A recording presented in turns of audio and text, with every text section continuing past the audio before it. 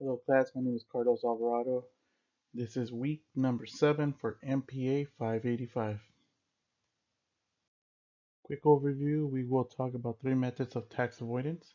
It will be postponement of taxes, income shifting, tax shelters, and then we'll go ahead and close. The first tax avoidance we're going to talk about is postponement of taxes on chapter 24, page 748. And it's talking about if you buy an asset such as stocks or bonds and that asset goes up, then that is called capital gains.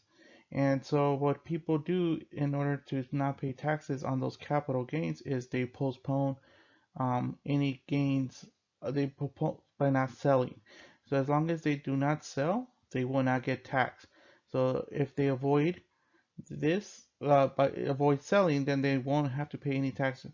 In the book, it states that if someone dies, then when the next person receives the income, the inheritance, they don't have to pay any taxes on it.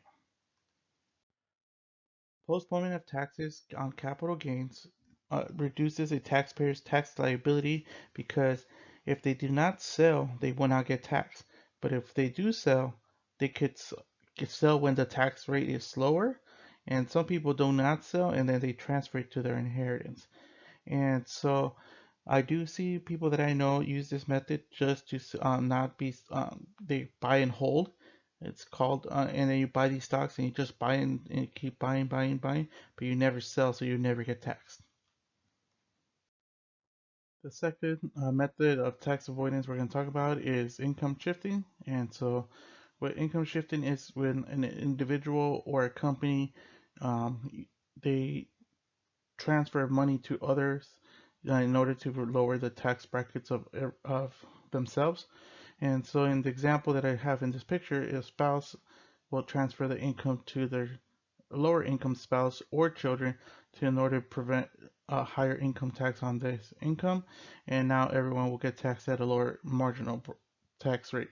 And so how this reduces the taxpayer's liability is by when everyone is paying makes less income, they get taxed less. If the higher spouse was just to do the taxes by himself, he would be taxed at a higher tax rate. And I personally do not know anybody that uses this method, but I'm pretty sure there's a lot of people that have a lot of money use this method in order to help themselves lower their tax brackets. The third tax avoidance we're going to talk about is tax shelters. So this a tax shelter is something that helps you protect your money to so you can keep more of your earnings and not be tax less. So an example is your mortgage interest deductions and people that put money into their 401s. These are examples of tax shelters. And so how this works is um, a tax shelter helps reduce a taxpayer's liability by, for example, when someone puts into their 401, that money is not taxed, and so then the person's income is taxed at a lower rate compared if they didn't put any money into the 401, then they would be taxed at the full amount. And so that it does help reduce people's tax liability.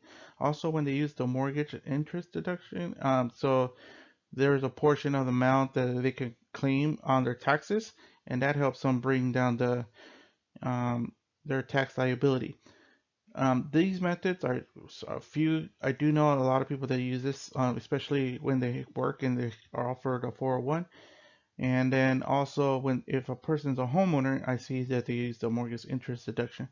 And it's really important if you don't, make sure that you're contributing to your 401 so you can be on a lower tax and get taxed at a lower rate.